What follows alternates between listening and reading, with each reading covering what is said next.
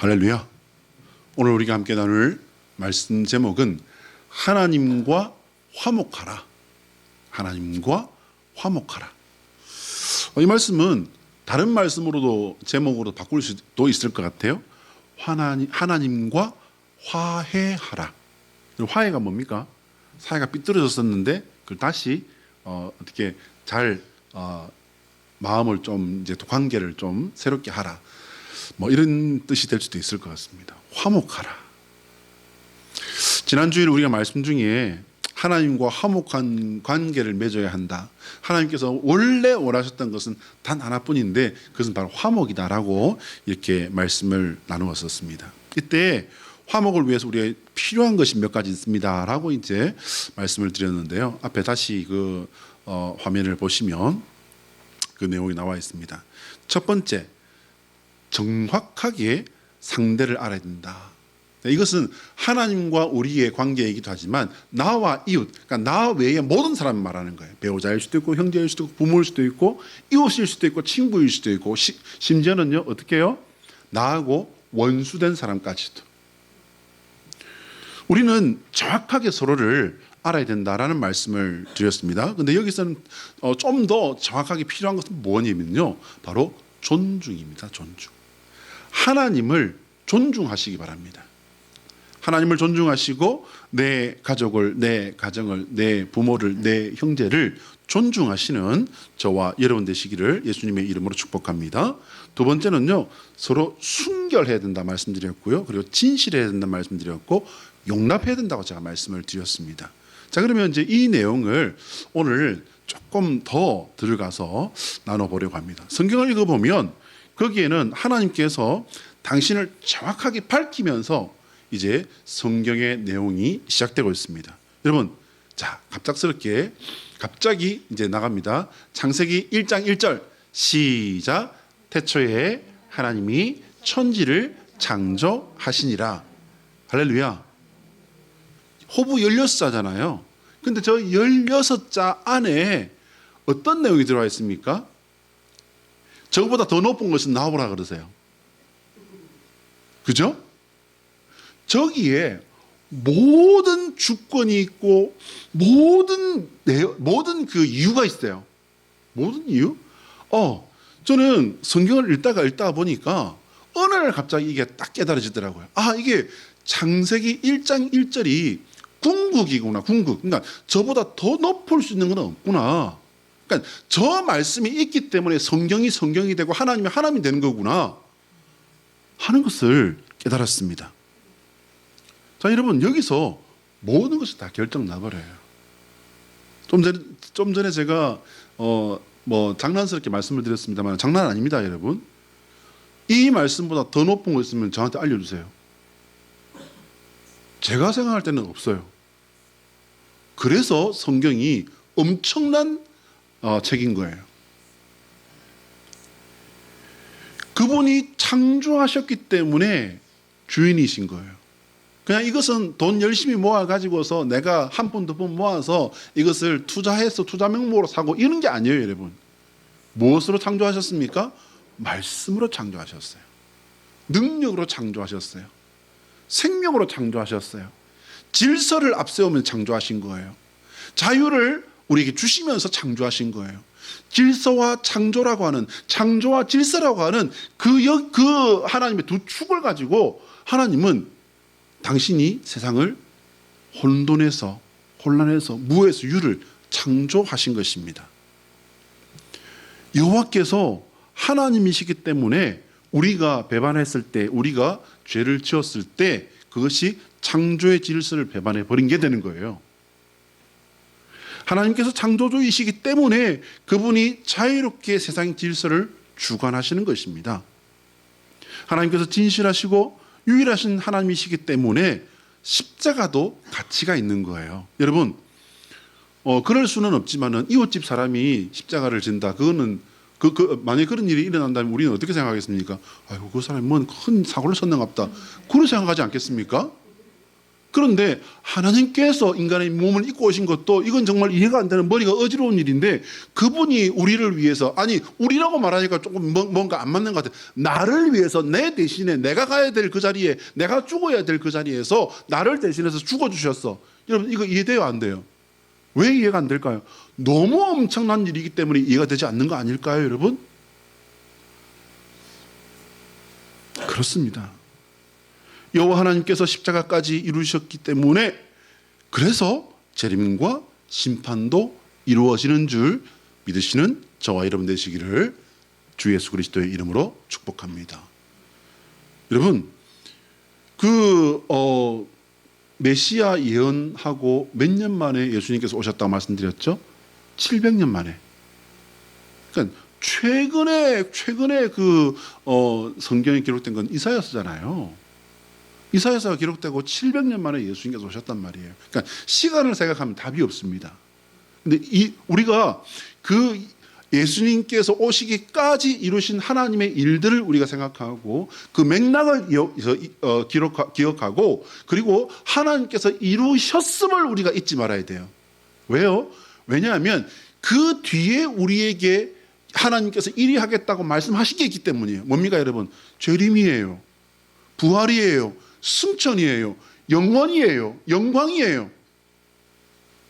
여러분 이게 하나님께서 말씀하신 거기 때문에 어떻게 된다는 겁니까? 이루어진다는 거잖아요. 우리는 그것을 들었고 받았고 믿고 그걸 가지고서 나가고 있는 거예요. 어디까지요? 하나님 나라에까지. 병들 때도 있고요. 넘어질 때도 있고요. 실패할 때도 있고요.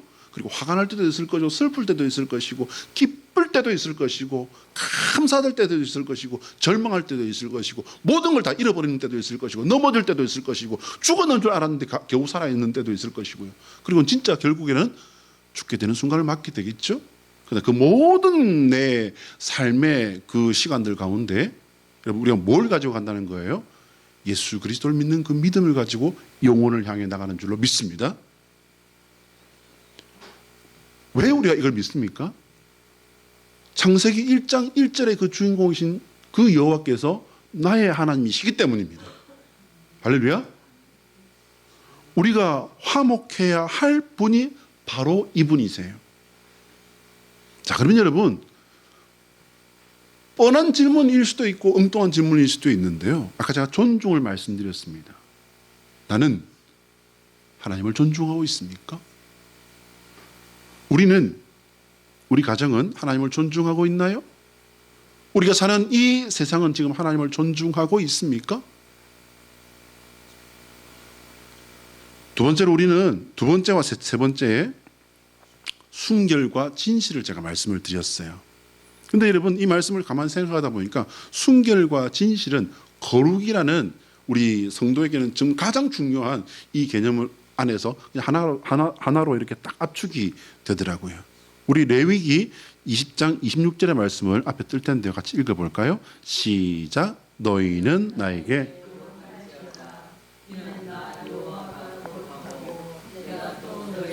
나의 소유로 삼으려고 너희를 만민 중에 하였음이니라. 자, 여러분 거룩은 구별이에요. 구별된 거예요. 자, 보시기 바랍니다. 너희는 나에게 거룩할지어다. 나에게가 누구예요? 여호와 하나님에게요. 사람들에게를 말하는 게 아니에요. 세상에 가서 거룩하라는 말씀이 아니에요, 여러분. 하나님께 거룩하라는 거예요. 그러니까 하나님께는 거룩한데 세상에 가서 거룩 안 해도 된다라는 말씀, 그건 더 아닙니다, 여러분. 우리가 거룩해야 되는데 하나님 앞에 거룩해야 되기 때문에 세상에는 어떻게 해요? 당연히 거룩하게 살아야 되죠.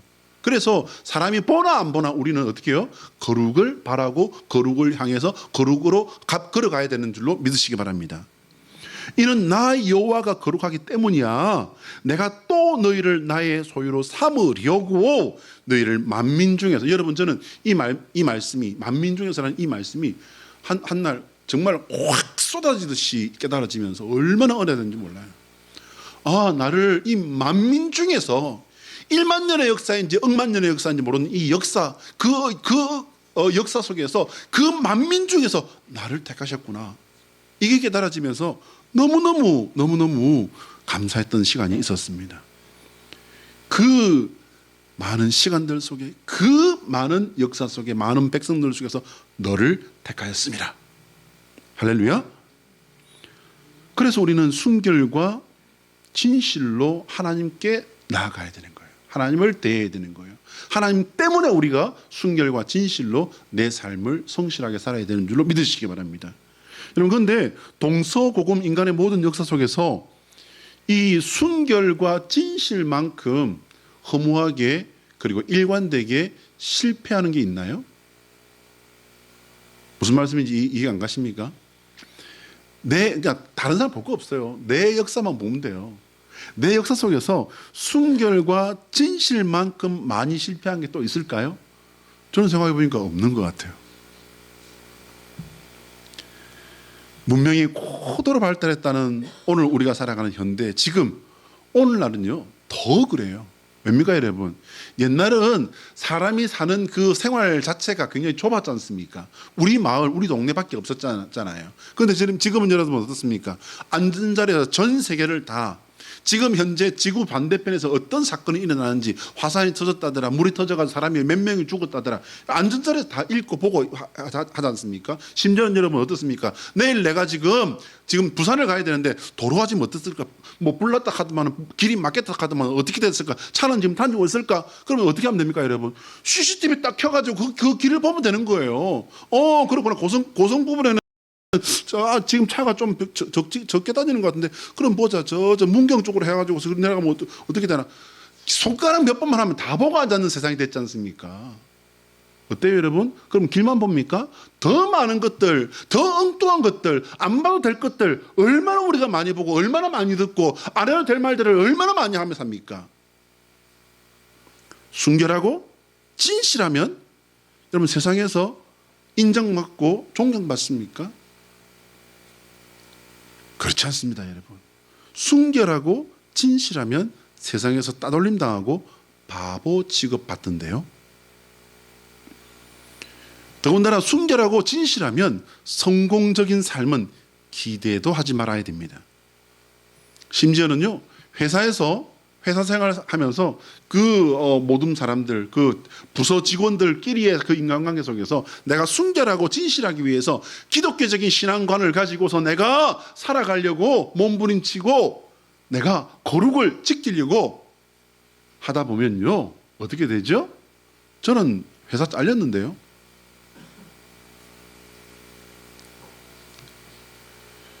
이상한 사람 취급받습니다. 손가락질 당하고요, 그리고 조롱당합니다. 그런데 하나님은 세상의 이런 기류들을, 이런 것들을 몰라서 우리에게 순결과 진실, 거룩한 삶을 요구하시는 걸까요? 하나님은 시대 분별 못하시는 하나님이십니까? 하나님은 우리에게 거룩을 명령하셨습니다. 여러분 우리가 조금 전에 읽었던 이 레위기 20장 26절의 말씀이 여러분 어떤 문구로 되어 있습니까? 권면으로 보이십니까? 너희는 나에게 거룩할지어다예요. 명령형입니다. 명령형. 거룩은 거짓은 화목을 깨뜨리는 가장 주된 이유라고 제가 말씀을 드렸습니다. 거짓은 사실이 아닌 것을 사실로 말하는 것이라 말씀드렸습니다. 내가 모르는 것을 아는 것처럼 이야기하는 것도 사실은 거짓말입니다. 사람들은요 다른 사람에게 상처를 주지 않기 위해서 하얀 거짓말을 한다고 말씀드렸는데, 그러나 우리 성도는 이것도 하지 말아야 된다라고 제가 말씀을 드렸습니다. 어떻게 이거 피하라고 했습니까? 내가 소망하는 것 혹은 가장 작은 것이라 할지라도 좋은 점을 찾아내어서 그걸 말함으로 말미암아 지혜롭게 거짓말, 하얀 거짓말 해야 될 그 시간 순간들을 우리가 모면할 수 있다. 더 덕스럽게 지혜롭게 이거를 우리가 해결할 수 있다, 넘어갈 수 있다 말씀을 드렸습니다. 마지막 네 번째로 가장 어려운 게 하나 남아 있어요. 우리에게 숙제로 주어진 것입니다. 이게 뭐냐면요 바로 용납하는 것입니다. 여러분 용납 뜻 한번 살펴볼까요? 국어사전에 보면요 용납이라는 것은 너그러운 마음으로 남의 말이나 행동을 받아들임 혹은 어떤 물건이나 상황을 받아들임이라고 되어 있습니다. 여러분 국어사전이에요. 이거 성경이 아닙니다. 용납이라는 단어는요, 가장 성도다운 마음이 아닐까. 저는 이 말씀 준비하다 보니까요, 이 용납이라는 단어가 우리 성도가 가져야 될 가장 성도다운 마음이 아닐까 하는 생각이 들었습니다. 여러분, 용납이라는 이 국어사전의 뜻을 잘 보시기 바랍니다. 이 단어는요, 쉬운 상대에게, 편한 상대에게 쓰이는 말이 아니에요. 편한 상대는요, 용납이라는 말이 필요가 없어요. 그렇게 용납 같은 거 안 해도 같이 걸어가고 있기 때문입니다. 용납 같은 거 안 해도 마음이 섞이고 마음을 터놓고 이야기할 수 있기 때문이에요. 용납은 뭡니까, 여러분? 받아들일 수 없는 사람 혹은 받아들이기 곤혹스러운 환경을 받아들이는 것을 말하는 것입니다. 세상 사람들은요, 용납에 대한 의무감이나 특별한 상대를 제외하고는요, 거의 용납 같은 거 상대하지 않습니다. 그렇지 않은가요? 세상 사람들은요, 여러분, 용납하지 않습니다. 뭘요? 실수 같은 거 용납하지 않습니다. 손해 용납하지 않습니다. 배신 더더군다나 용납하지 않아요. 내가 배신을 당했다, 내가 그 사람으로 인해서 어떤 손해를 봤다, 그럴 때는 어떻습니까, 여러분? 이를 빠득빠득합니다. 그리고 어떻게 하죠? 할 수 있다면, 기회가 주어진다면 어떻게 해요? 2배, 3배로 대갚아 줍니다. 왜일까요? 내 마음이 내가 저것 때문에 내가 상처받고 또 배반당하고 이렇게 했는데 내 마음이 시원해지려면 이 정도는 해야지. 여러분, 그 정도가 아니에요, 여러분. 세상 사람들은 그 정도에서 멈추지 않습니다. 그 정도면은요, 그냥 동대동이죠. 그죠? 뭐냐면요, 이렇게 짓밟아 놔야 다시 기어오르지 않는다. 다시 나를 배반하거나 내게 손해 끼치지 않는다. 그래서 할 수 있는 한 최선을 다해서 짓밟아 놔야 한다. 그게 세상 사람들의 생각입니다. 그럼 우리 성도는 다른가요? 그런데 하나님께서는 우리 신앙인들에게 용납하는 사람이 되어야 된다라고 말씀하신 거예요. 성경은 하나님 말씀이기 때문에 하나님께서 우리에게 요구하신 것입니다. 그래서 말씀 두 곳을 더 찾아보려고 합니다. 에베소서 4장 2절과 골로새 3장 13절의 말씀인데요. 우리 같이 한번 읽어볼까요? 연결해서 읽어봅니다. 시작. 모든 겸손과 온유로 하고 오래 참음으로 사랑 가운데서 서로 용납하고 누가 누구에게 불만이 있거든 서로 용납하여 피차 용서하되 주께서 너희를 용서하신 것 같이 너희도 그리하라. 너희도 그리하라. 할렐루야. 여러분, 그리하시고 살고 계신가요? 특별히 여러분, 골로새서 3장 13절의 말씀 보세요. 누가 너희에게 불만이 있거든 서로 용납하여 피차 용서하되 주께서 너희를 용서하신 것 같이 너희도 그리하라. 여러분, 누가 누구에게 불만이 있거든. 불만이라는 게 왜 있어요, 여러분? 불만이 생길 만한 상황이 왜 있을까요? 그게 내가 이득을 보는 상황입니까? 내가 편할 수 있는 상황인가요? 아니에요, 여러분. 내가 짜증날 수 있는 상황 아닙니까? 내가 억울할 수 있는 상황 아닐까요? 내가 눌린 상황 아니겠습니까? 내가 손해보고 잃어버릴 수 있는 상황 아니겠습니까? 그런 일이 있거든 서로 어떻게 하라고요? 용납하라. 그럼 피차 어떻게 하라고 했습니까? 이게 이제 제일 큰 숙제예요. 용서하되. 하나님께서 정말 무서운 분이고 대단한 분인 게요, 이것 때문이에요. 용서라는 것을 하나님께서 먼저 해버리셨잖아요. 아까 제가 말씀드렸죠? 태초에 하나님이 천지를 창조하시니라. 이보다 더 높은 것을 나와보라고 말씀드렸지 않습니까? 그런데 하나님께서는 당신께서 인간의 몸을 입고 오셔서 그 십자가에서 해버리신 게 뭐죠? 용서예요. 용서. 그러면 하나님께서 하신 이 용서보다 더 큰 용서 있으면 나와보라 그러세요. 저한테 좀 알려주세요. 이보다 더 큰 용서 있어요? 주께서 우리를 용서하신 것 같이 우리도 그리해야 합니다. 할렐루야. 용납은요, 결국 용서예요. 우리가 용서받았고 용납받았으니 우리도 해야 하는 겁니다. 용납함으로 용서의 열매를 주님 앞에 맺어가는 성도 되시기를 예수 그리스도의 이름으로 축복합니다. 용서에 관한 한 우리는 정말 무능하고 이기적인 철면피한 사람들이에요. 우리 모두는 용서받을 수 없는 죄인들이었습니다. 그러나 하나님께서 예수 그리스도 안에서 우리의 모든 죄를 용서해 주셨습니다. 이런 용서를 받았음에도 우리는 용서하지 않는 자로 살아가고 있지 않은가 말이에요. 사실 근데 여러분, 이 말씀은 저부터 그래요. 제가 제일 그렇습니다. 제가 늘 말씀드리지 않습니까? 그래서 저는 자격 없다고 했는데 하나님께서 왜 저를 목사로 이렇게 꾸역꾸역, 죄송합니다 여러분, 이렇게 밀고 가시고 살려두시는지 모르겠어요. 제 이야기가 나왔으니 조금 더 알고 계신 말씀이지만 예시를 들어볼까 합니다. 제 평생의 용서의 대상으로 기도했던 대상은 제 육신의 아버지였다고 말씀드렸습니다. 기도 많이 했습니다. 정말 기도 많이 했습니다. 어느 정도 마음의 평안과 함께 제가 용서했다고 생각했거든요. 그러나 아버지께서 갑자기 세상을 떠나시면서 제가 아버지의 시신을 앞에 두고 발견한 것은 제 실패였습니다. 얼마나 제가 참담하게 실패했는지, 제가 얼마나 위선적이었는지 그 자리에서 알게 됐어요. 아버지께서 그렇게 세상을 떠나신 지도 20년이 지금 넘었습니다. 여러분, 그러면 용서가 됐을까요? 제가 할 수 있는 한, 제가 자식이기 때문에 아버지를 장례를 치르고 또 아버지의 그 유골 앞에서 얼마나 울었는지 모릅니다. 용서가 됐을까요, 여러분? 어떻게 생각하십니까?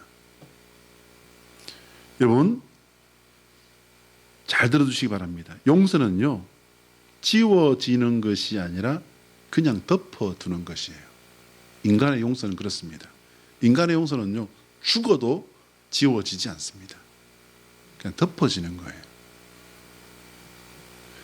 그러니 용서에 실패한 채 그렇게 흘러가는 것입니다. 인간의 용서는 그렇습니다. 이것이 인간이 할 수 있는 전부입니다. 용서에 실패한 채 흘러가는 나의 모습을 그러면 하나님께서는 어떻게 보실까요? 용서는 여러분 기억하시기 바랍니다. 용서는 치료가 아니라 치유예요. 이해되셨습니까?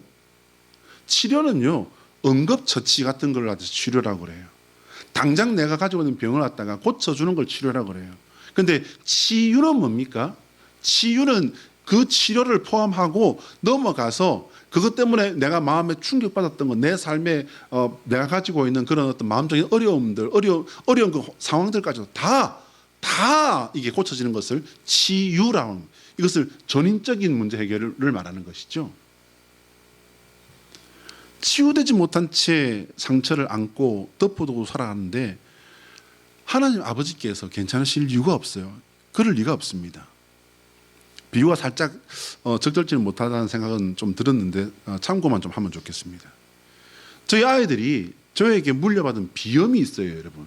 제가 비염이 좀 지금은 많이 좋아졌습니다. 강릉 와서는 많이 좋아졌는데 그게 저희 아이들에게 물려갔어요. 두 아이 모두 다 이게 비염을 가지고 있는데 큰 녀석은 성격대로 이 녀석은 그냥 팽팽 풀어버려요. 그러다가 코에 문제가 생겨가지고 한참 동안 병원을 다닌 적도 있었던 걸로 기억하는데, 근데 작은 아이는 큰 애보다 더해요.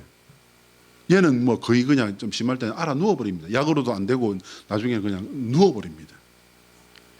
저는 그래서 그걸 볼 때마다 미안하고, 나이가 들면 조금 나아지려나, 제가 이제 나이가 들면서 조금 나아졌기 때문에 이 아이들도 이제 나이가 들면 좀 나아지려나. 근데 어떻게 해요? 마음에는 미안하고 볼 때마다 편치 않죠. 약을 먹는 거 보면은 저 약을 먹으면 안 되는데, 저 약을 먹으면 안 되는데, 약에 의존하면 안 되는데, 저 약을 언제까지 먹어야 될까?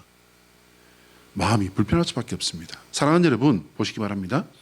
우리가 용서하지 못하고 끙끙 싸매고 덮고 살아가면서 생각하지 않고 애써 외면하며 살아가는 모습을 하나님께서 보고 계십니다. 그 모든 진실을 알고 계십니다. 하나님은 용서 안 된 거, 치료는 살짝 된 것 같은데 치유는 택도 없다는 이 사실을 하나님은 다 알고 계십니다. 이로 인해서 마음의 상처가 덧이 나고 다른 사람들과 부딪히는 것을 봅니다. 여러분, 심리학이라는 걸 배워보면요, 이게 그냥 다 깔아앉은 것 같은데 그게 다 작용을 하면서 다른 사람들과 이게 부딪히는 그런 주된 원인이 됩니다. 내 마음 안에서. 나는 그냥 듣고 살아간다고 살아가는데 하나님께서는 우리 심령의 모든 상태, 모든 문제를 보고 알고 계십니다. 그러니 하나님께서는 안타까워하시며 마음 아파하시는 것이 당연하지요. 왜? 하나님은 사랑의 아버지요 은혜의 어머니이시기 때문입니다. 우리는요, 우리 자신의 깊은 내면에서부터 그 짐의 무게에 짓눌리고 끌려다니면서 하나님과 화목하지 못하고 살아가는 겁니다. 사랑하는 여러분, 이렇게 자연인으로 살아가면서요, 하나님 없는 사람으로 살아가면서 나를 이길 수 있는 사람은 없어요. 그래서 우리는 하나님께 나를 드려야 되는 겁니다. 하나님께 나를 드려서 하나님께서 나를 고치시게 하나님에게 기회를 주시는 믿음의 사람 되시기를 축복합니다. 하나님께서 만지시면 우리가 고쳐지고 나음을 받는 것은 물론이고 우리는 새로운 피조물로 거듭난다라고 오늘 본문은 말씀하고 있는 겁니다. 이것은 어떤 계기로 해서 어느 날 갑자기 되어버리는 특별한 은혜를 받는 사람들도 있습니다. 그러나 대부분의 사람들은요, 평생을 두고 하나님과 함께 이루어가는 길고 정말 지루한 작업인 겁니다. 이것은 하나의 시작에서부터 하나님께서 모두 이루어진 것으로 인정해 준다라고 오늘 본문은 말씀하고 있습니다. 그 하나의 시작이 무엇입니까, 여러분? 그 하나의 시작이 무엇이기에 하나님께서 이것을 인정해 준다라고 말씀하신 걸까요? 오늘 본문 보면요, 나와 있습니다. 우리가 매주일마다 우리가 외치는 거 뭡니까, 여러분? 예수 그리스도 안에 있으면입니다. 이것을 사도 바울은 엔 그리스도라고 했습니다. 예수 그리스도 안에 있으면 에서부터 시작되고 그것을 이미 여러분 진행되고 있는데 하나님께서 어떻게 하신다고요? 된 것으로 받아주신다고요. 오늘 고린도후서 5장 전체의 말씀, 그리고 오늘 우리가 읽었던 본문은요, 그래서 하나님께서 우리를 옛사람으로 보지 아니하시고 예수 그리스도 안에서 새롭게 된 사람으로 보아주신다라는 것입니다. 그래서 하나님께서는 우리를 다른 사람들을 화목하게 하는 역할까지 부탁하신 겁니다. 이를 위해 하나님께서는요, 여러분과 저를 용납하신 거예요. 정확하게는 이를 위해 우리를 용납하신 것이라기보다는요, 우리를 용납하시고 용서하셔서 하나님과 화목하게 되었기 때문에 하나님께서 우리를 하나님과 화목해야 할 세상에 우리를 보내 일을 좀 해달라, 그 일을 좀 이루어달라 부탁하신 것입니다. 여기서 우리가 혼동하지 말아야 될 것, 오해해서는 안 되는 게 하나 있습니다. 그게 뭐냐면요, 우리가 하나님을 대신해서 세상과 하나님을 화목하게 하는 것이 아니라는 겁니다. 우리는 단지 나를 구원하신 예수 그리스도 안에 사는 삶을 사는 것뿐인데 하나님께서 그 삶을 통해 용서와 회복의 능력이신 예수 그리스도를 내 삶을 통해 흘려보내시는 겁니다. 결국 예수 그리스도가 나타나야 내 역할을 다하는 게 되는 겁니다. 이 말은요, 내가 나타나면 이미 실패했다는 거예요. 나를 통해 예수 그리스도가 부어지고 흘러가게 하는 성도 되시기를 주의 이름으로 당부드립니다. 우리는 이것만 하면 되는 거예요. 내 구원, 내 삶, 내 순종이 안 될 때는 어떻게 하라고 했죠? 복종이라도. 우리는 여기에 집중하면 됩니다.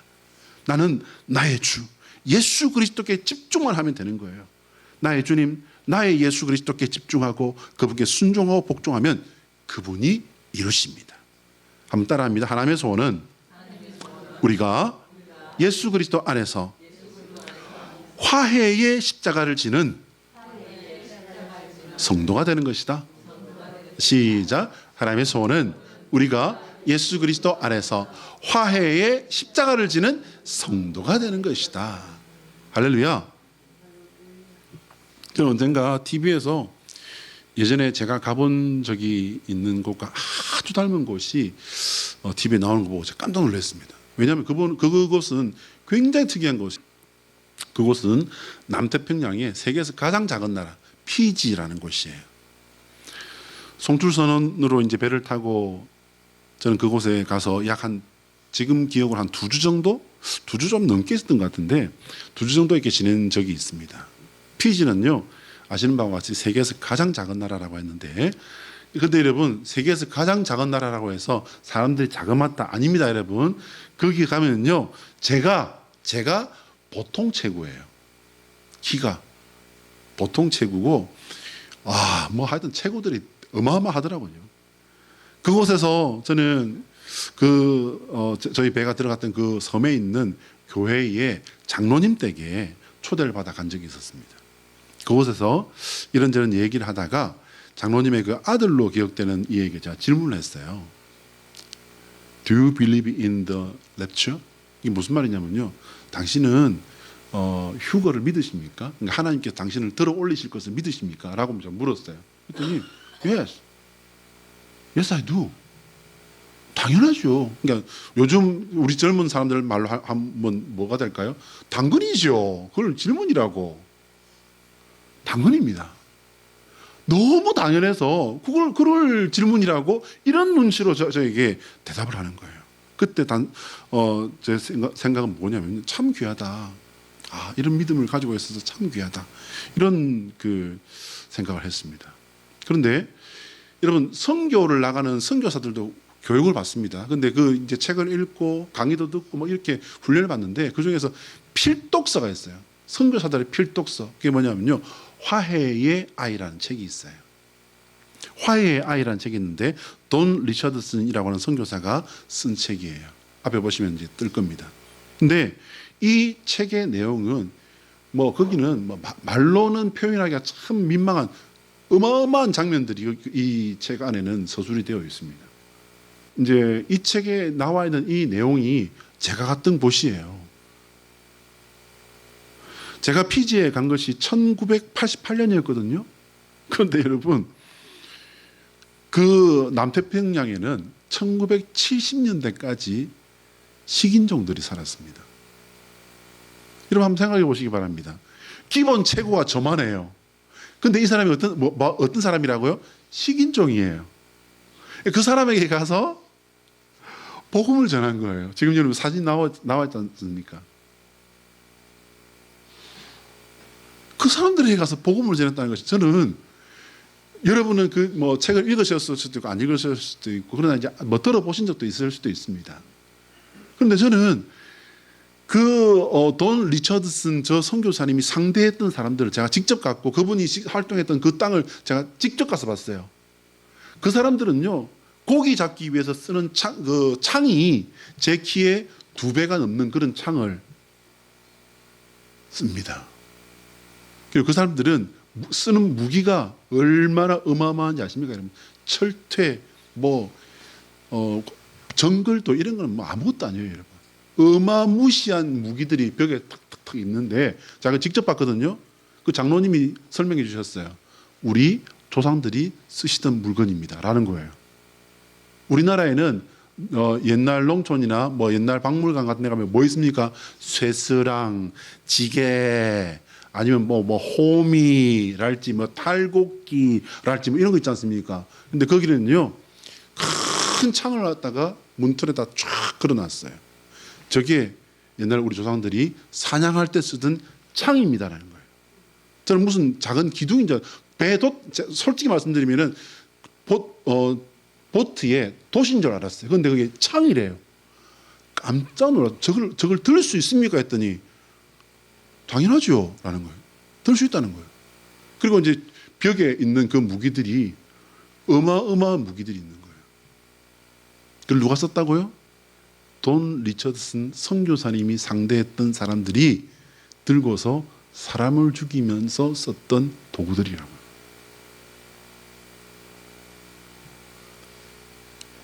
예수 그리스도의 복음에 사로잡히지 않고 제정신만 박힌 사람이 어떻게 그런 사람들 앞에 가서 예수 믿으라고 말할 수 있습니까?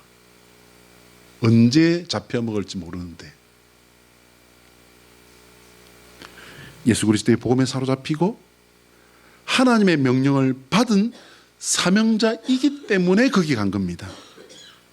그는 하나님의 사명을 받아 하나님의 이끄심을 따라갔고, 하나님께서 이끄신 곳에 복종함으로 걸어갔을 때 상상조차도 할 수 없는 구원의 역사, 변화의 역사, 살림의 역사가 일어난 것입니다. 하나님과 화목함으로 내 삶 주변에도, 여러분 우리가 지금 누군가 아주 그냥 어마어마한 사람에게 가서 복음 전하라는 게 아니잖아요. 하나님과 화목함으로 내 삶 주변에, 내 주변에 이 화목과 살림의 역사가 일어나게 하는 저와 여러분 되시기를 예수 그리스도의 이름으로 축복합니다. 기도하겠습니다.